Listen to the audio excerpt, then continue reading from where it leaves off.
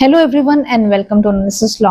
और आज हम बात करेंगे बीएनएसएस के सेक्शन 107 के बारे में, जो बात करता है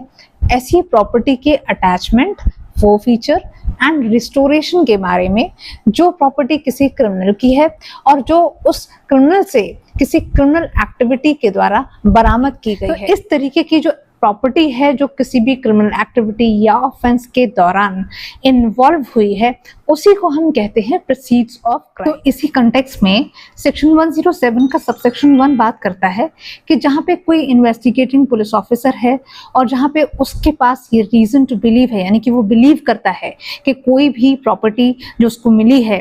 वो या उसने डिराइव की है और उसको लगता है कि ये डायरेक्टली या फिर इनडायरेक्टली किसी भी क्रिमिनल एक्टिविटी के रिजल्ट से आई है ये प्रॉपर्टी, या फिर ये प्रॉपर्टी किसी ऑफेंस को कमिट करने के दौरान यूज हुई है, तो ऐसे केस में ऐसा पुलिस ऑफिसर जो है वो अपने सीनियर्स की, जिनकी यानी कि सुपरिटेंडेंट ऑफ पुलिस या फिर कमिश्नर ऑफ पुलिस के पहले अप्रूवल से ऐसी एक एप्लीकेशन लगाएगा उस कोर्ट में या मजिस्ट्रेट को जिसका जुरिस्डिक्शन बनता है इस केस के कॉग्निजेंस लेने के लिए, या फिर जहां पर इस केस को ट्रायल के लिए कमिट किया जा सकता है, या फिर ये कोर्ट खुद उस केस को ट्राई कर सकता है। अगर इनमें से किसी भी तरीके का जुरिस्डिक्शन इस कोर्ट का बनता है तो ऐसे कोर्ट में ये एप्लीकेशन लगाई जा सकती है। अब सेक्शन 107 का सबसेक्शन 2 ये बताता है कि जहां पे ऐसे कोर्ट या मजिस्ट्रेट को चाहे एविडेंस लेने से पहले या फिर एविडेंस लेने के बाद ऐसा लगता है, यानी कि रीजन टू बिलीव है कि ये सारी संपत्ति या फिर कुछ संपत्ति प्रोसीड्स ऑफ क्राइम में आती है, तो ऐसे केस में उन लोगों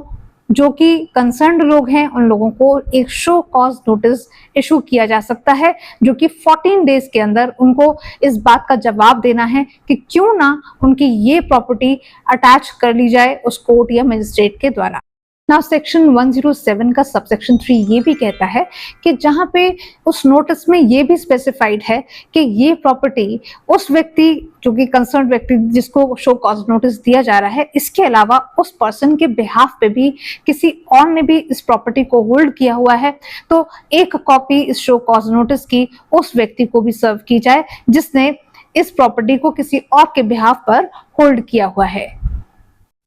अब सेक्शन 107 का सबसेक्शन 4 बात करता है कि अब जिस तरीके से आपने देखा कि शो कॉज नोटिस दिया गया कोर्ट या मजिस्ट्रेट के द्वारा, इन सब चीजों को पूरा करने के बाद वो कोर्ट या मजिस्ट्रेट जो भी एक्सप्लेनेशंस आती हैं सामने उनको कंसिडर करेंगे, साथ में जो भी कोई मटेरियल फैक्ट्स उस कोर्ट या मजिस्ट्रेट के सामने रखे गए हैं उनको कंसिडर किया जाएगा, और वो सारे कंसर्न लोग जिनको एक रीजनेबल अपॉर्चुनिटी ऑफ हेयरिंग दी जाएगी। इन सारी हेयरिंग्स के बाद, इन सारी चीजों के बाद में कोर्ट या मजिस्ट्रेट को अगर अभी भी लगता है कि हाँ ये प्रोसीड्स ऑफ क्राइम की कैटेगरी में आती है ये सारी प्रॉपर्टी, तो उस प्रॉपर्टी के रेस्पेक्ट में अटैचमेंट के ऑर्डर्स उस कोर्ट या मजिस्ट्रेट के द्वारा पास किए जा सकते हैं। इसी का ही प्रोवाइजो ये भी कहता है कि अगर इस शो कॉज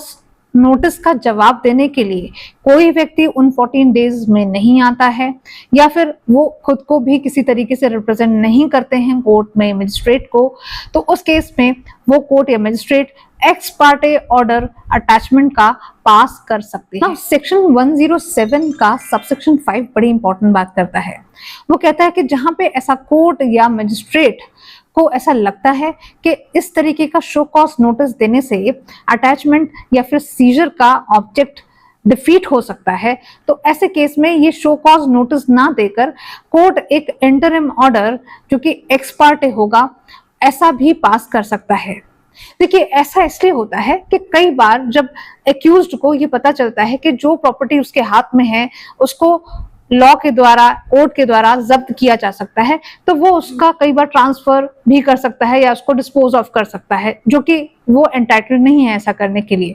तो इसी स्टेप को रोकने के लिए सेक्शन 107 का सब सेक्शन 5 ये स्पेसिफाई करता है कि कुछ केसेस ऐसे भी हो सकते हैं जहां पे शो कॉज नोटिस ना दिया जाए, उसको स्किप कर दिया जाए और एक interim x Partey order pass कर दिया जाए उस प्रॉपर्टी के अटैचमेंट से रिलेटेड।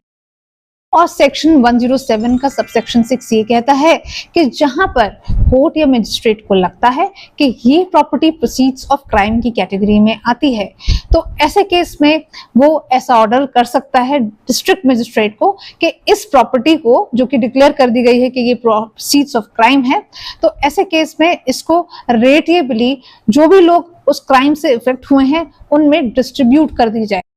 तो अब जो डिस्ट्रिक्ट मजिस्ट्रेट को ऐसे कोर्ट या मजिस्ट्रेट से इस प्रोसीड्स ऑफ क्राइम को रेटिएबली डिस्ट्रीब्यूट करने का जो ऑर्डर मिला है, इसको अब एग्जीक्यूट करना है 60 डेज के अंदर। तो ऐसा डिस्ट्रिक्ट मजिस्ट्रेट खुद भी कर सकते हैं या फिर किसी सबऑर्डिनेट ऑफिसर को भी अपॉइंट कर सकते हैं कि वो रेटिएबली ये जो प्रोसीड्स ऑफ क्राइम है इसको डिस्ट्रीब्यूट करे उन लोगों के बीच में जो कि उस क्राइम से इफेक्टेड थे। कई बार ऐसा भी हो सकता है कि क्लेमेंट्स कभी कोर्ट में आए ही ना, या फिर क्लेमेंट्स को असर्टेन ही ना किया जा सके, या फिर जो प्रोसीड्स ऑफ क्राइम थे उसको रेटिएबली डिस्ट्रीब्यूट करने के बाद में भी कुछ अमाउंट बच गया या कुछ सरप्लस बच गया, तो उस प्रॉपर्टी का क्या किया जाएगा? तो उस प्रॉपर्टी को गवर्नमेंट के पक्ष में फोरफीट माना जाएगा, यानी कि अब वो प्रॉपर्टी जो है वो गवर्नमेंट को चली जाएगी।